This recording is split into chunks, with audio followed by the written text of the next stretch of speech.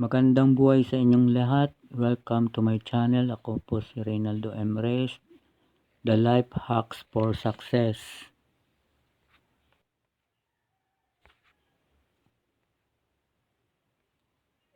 Inspiration quote natin ngayon ay making money is art and working is art and good business is the best art.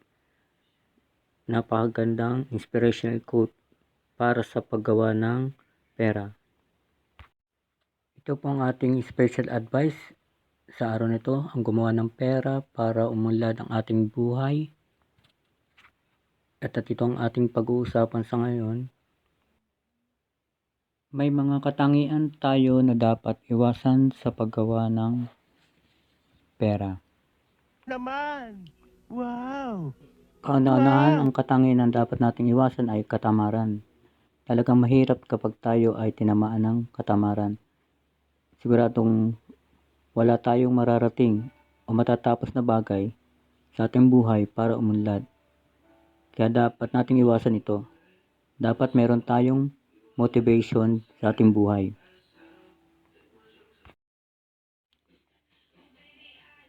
Itong ikalawa ay ang na dapat nating iwasan ay ang takot. Karamihan sa atin ay takot. Takot mag-umpisa, takot malugi, at takot sumubok na baka hindi magtagumpay. Dapat natin tandaan, sa kabiguan natin ay doon tayo matututo. Babangon at tayo doon magtatagumpay. Ikatlong dapat nating iwasan ang negatibo. Ito rin ang isang dahilan upang hindi tayo makakilos para gawin ang isang bagay. Hindi tayo mapag-umpisa dahil duda agad. Hindi pa naumpisahan ay duda na agad. At ang ikaapat na dapat natin iwasan itong bad habit. Kasi madalas tayo magpainom sa mga barkada, parte dito, parte doon, hanggang di natin malaman na ang pera natin ay ubos na pala. So, yan ay dapat nating iwasan. Bad habit. Ngayon ay alam na natin ang apat ng katangian na dapat nating iwasan sa paggawa ng pera. In summary, una ay ang katamaran, ikalawa ang takot, ikatlo ang pagiging negatibo, at ang ikapat ang bad habit. Ngayon naman po ay pupunta tayo sa ating main topic na ating pag-uusapan ay kung paano ang paggawa ng pera. Paano ang paggawa ng pera? Una, kauna-unahan ay business o negosyo.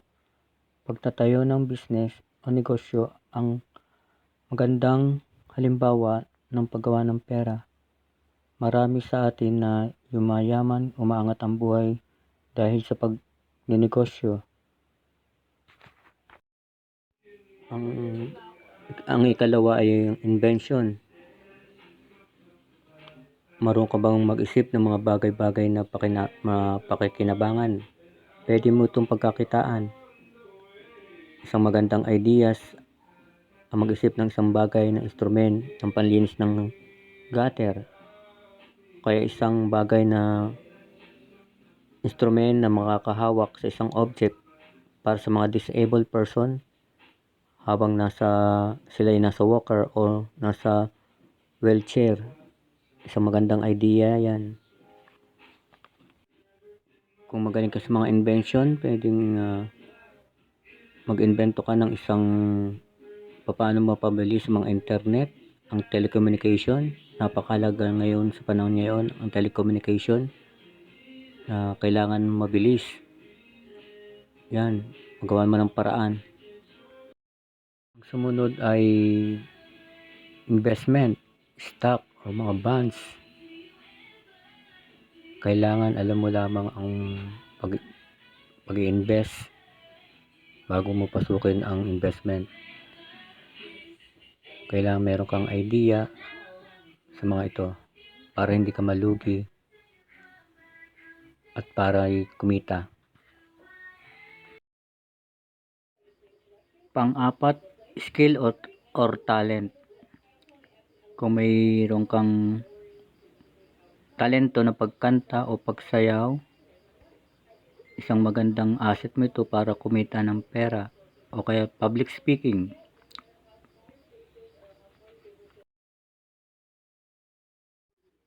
At ang panlima ay opportunity o pagkakataon o abilidad. Ito ang pinakamagandang paraan para gumawa ng pera. Kasi dito, ikaw mismo ang gagawa ng pera at pagkakakitaan. Marami mga sikat na investor o negosyante na naging successful at sila'y tinatawag na isang creator. Kagaya ng may-ari ng SM na si Henry C. at founder ng Jollibee na si Tony Tan Caktiong at ang Amazon na si Jeff Bezos. Sila ang gumagawa ng pera, hindi katulad ng isang empleyado o trabahador.